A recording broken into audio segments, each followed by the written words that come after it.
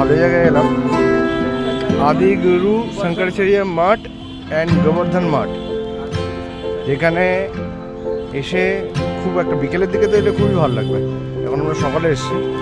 এটা আমাদের হোটেলের পাশে, কাকাতুয়ার পেছন দিকটা। এটা একটা কি বলবো, একটা কুণ্ড টাইপের। এখানে জল জমে, এখানে সারা বছরই জল থাকে, কোনোদিন জল শুকায় না। আর ডিপ অনেকটাই, নামাও যায়। এর ডিপ হলো অনেকটাই।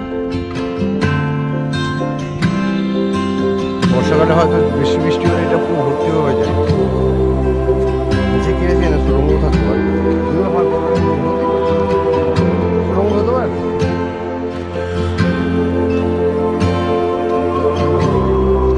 তাই